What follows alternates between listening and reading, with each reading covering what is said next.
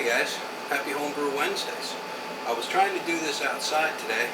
I tried it 3 times actually, and it's not going to work. The neighbor on one side has her dogs out and they're barking constantly like they always do. I've got a dentist office on the block over. They've got a crew there cutting the grass and doing landscaping, big tractors and stuff. I have an elderly gentleman lives on the other side of me, and he's sleeping on his bench, and if he sees me sitting outside talking to a camera, he's going to come over, ask me what I'm doing. When I tell him I make YouTube videos, his first question after that will probably be, well, what's YouTube? So anyway, we're stuck in the house today, and it's a shame because it's a beautiful day outside. It's 82 degrees, it's bright and sunny, there's a nice breeze, no humidity, but I mean, you gotta do what you gotta do, right? Alright, today's topic is common home brewing mistakes, and I'm guilty of pretty much all of them. So, but first, 17 guys.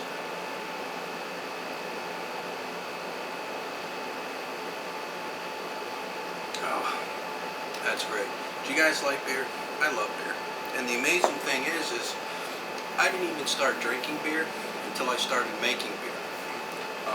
But I quickly developed a taste for it, and if I could, I drink one every day.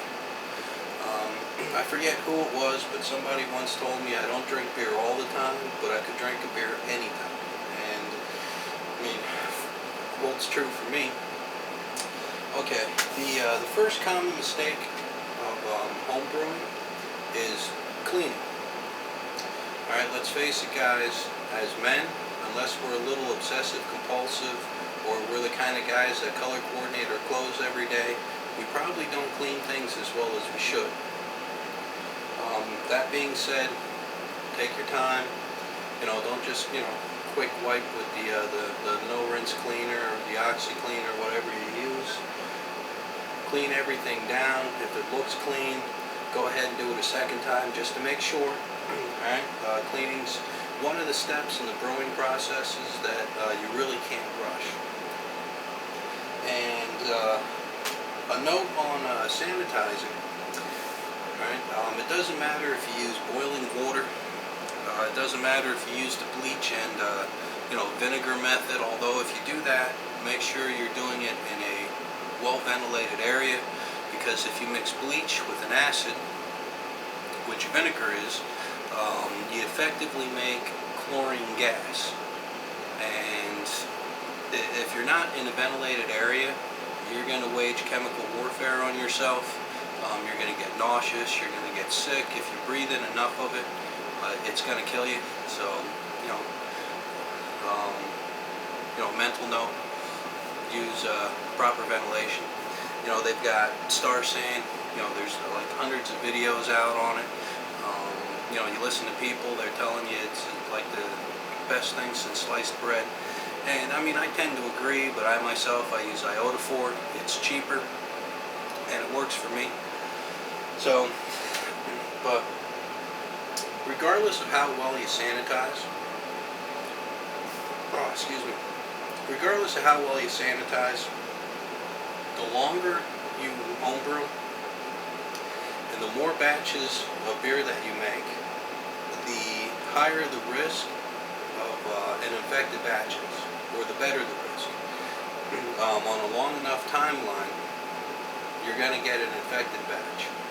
And I mean, I'd like to say there's really nothing you can do about it, but as long as, well, you can't really, but you can minimize it.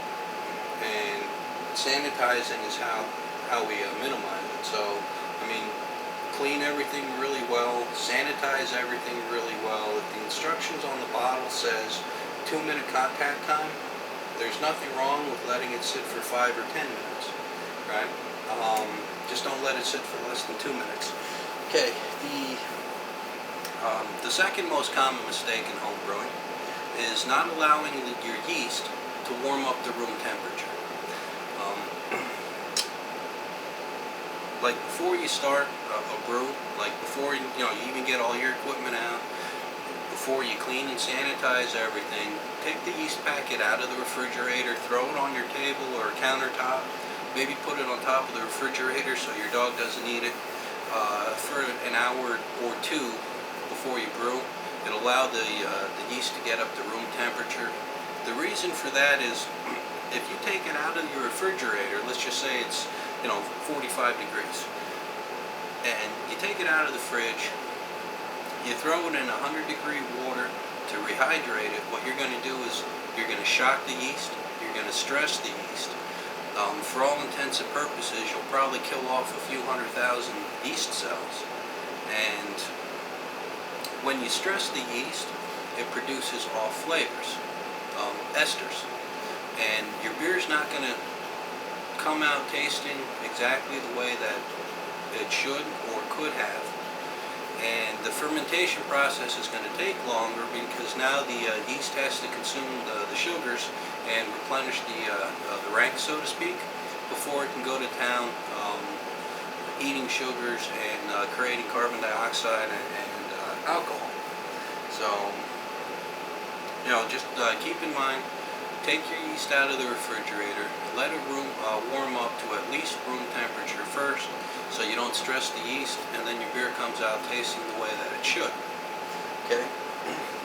The third most common mistake is not allowing your beer to age long enough. Now, some types of beer requires more aging than others. Usually darker beers you can let age longer than lighter beers, and also the way you make your beer dictates how long it needs to age as well.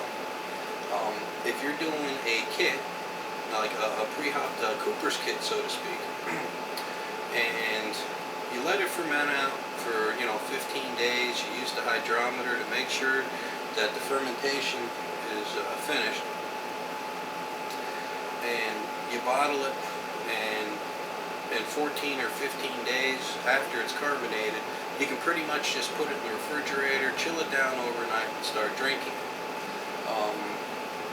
Partial extract brews, where you're using extracts, but you're doing a 60-minute boil and adding your own hops and whatnot, that's going to require an extra week for the hop profile to die down, or when you drink it, it's pretty much just going to be an IPA. The hops will be right up on top, and then the malts will be down at the bottom.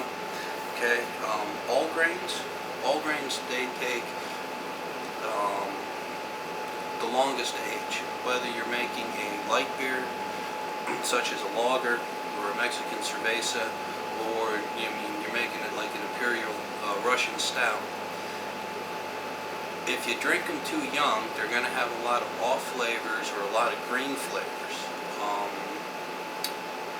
All the flavors aren't going to be like melded together, and you'll taste nothing but hops.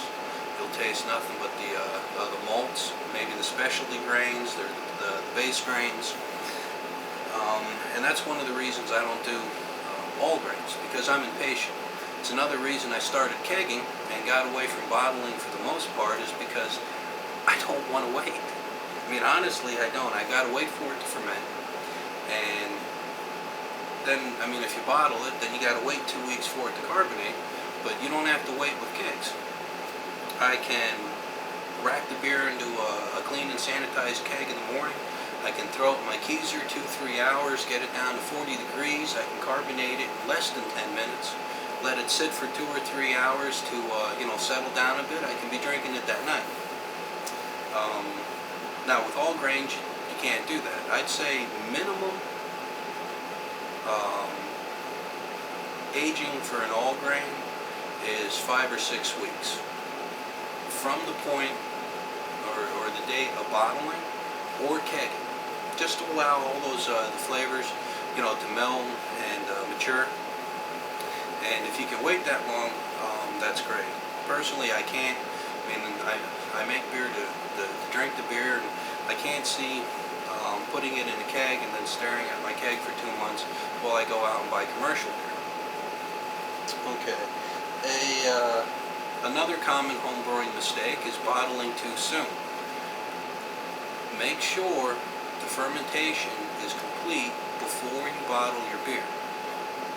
If it's not done fermenting and you add more sugar to it and you bottle it, you could potentially end up with bottle bombs. Now that's not really a problem if you store them up in the attic or down in your basement, but if you got, 2 cases of the beer sitting out in the laundry room and they're not done fermenting when you bottle them and they start blowing up when the wife is doing the laundry, you're probably going to have more than explaining to do. Okay, so use a hydrometer, right? After 10, 11, or 12 days, clean, sanitize your hydrometer. You can drop it right into the fermenting bucket and take a gravity reading. Do that 3 days in a row, and as long as the gravity is the same, it's done fermenting, or you can leave it alone for 14 or 15 days. For what I would say a standard alcohol beer, being anywhere between 4.5% and 6.5%, 15 days should be more than enough time for the fermentation to stop. Unless, of course, you're lagering your beer at a low temperature, then fermentation could take 5 or 6 weeks. So make sure fermentation is stopped before you bottle. Now, if you keg it, that's not really a big deal because the kegs can withstand a lot more pressure. And it's happened to me. I've already, I've kegged the beer. I've bled the oxygen out of it, putting it under, 2-3 pounds of CO2, just to, so it doesn't go bad or get infected or anything. I've come back to it a week later, and when I hit the pressure release valve, there's more pressure in it than 2 or 3 pounds. So, okay.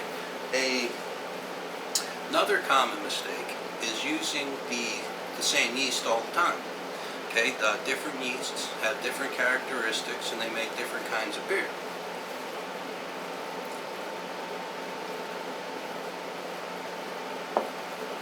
And, I mean, depending on where you live and the type of homebrew supply stores that you have available to you, sometimes your yeast selections are limited. But there is always more than one type of yeast available. I mean, if you're making an English beer, use an English yeast. If you're making an American beer, use an American yeast. But one of the cool things about homebrewing is you can act like a mad scientist. You can make an American IPA, and you can use, say, a Yeast 1056 California ale yeast. See how it tastes. Then you can make the exact same batch of beer with Safe Ales, say SO5. And see how it tastes. And whichever beer tastes better to you, well then, that's the yeast that you use in that recipe. This is a really big problem for me because I've got pretty much like 2 favorite yeasts. I use Nottingham ale yeast for all my beers, and I use Lavlin's EC 1118 champagne yeast for all of my wines. And what happens is English beers don't really taste like English beers, and American beers don't really taste like American beers because the single most important ingredient in your beer is the yeast. The type of yeast that you use will dictate the eventual outcome and the flavor of the beers. So anyway, that being said, using the same kind of yeast, I wouldn't actually call it a mistake, but I mean, experiment a little bit, guys. It's one of the reasons that we homebrew. And I want to put out a question to you guys.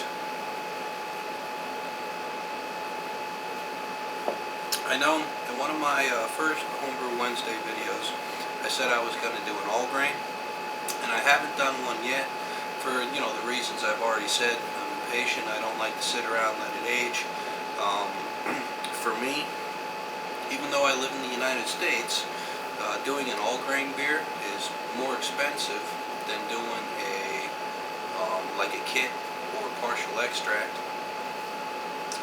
And I don't have any turkey fryers or anything like that, so for me, an all-grain batch that I do in my kitchen, that's like 5, maybe 6 hours total. You know, heating up the water, sterilizing the mash tun, doing the sparge, clearing out the vorloff, getting 5 gallons of water to boil on my stove, that kind of thing. But the question I'm asking you guys is, do you want to see me doing all grain? Because if you do, I will more than happily do it for you. I actually have a recipe in mind that won 3rd place in a competition. It is a English bitter style beer, and the reason it only won 3rd place is they dinged me on it being overcarbonated. It seems I like the taste of English beers, but I like the effervescence of American beers. And I was told in basically no uncertain terms by one of the judges that an English beer should not be as carbonated as Coca-Cola, and to use less sugar next time. And I mean, that's fine and dandy. I brew the beer that I like, so I keep making English style beers, and I keep making them soda pop fizzy. But anyway, that's the question. If you guys want to see me doing all grain, I'll cam up, I'll do the all grain for you. I'll try to explain things better and make it more interesting than, my, how to make wine and apple cider videos. Anyway, I think this video's run long enough. Don't want to, take up too much of your time, guys. So, as always, I hope your week this far has been good. I hope the rest of your week is even better. Take care, guys. Cheers in 17.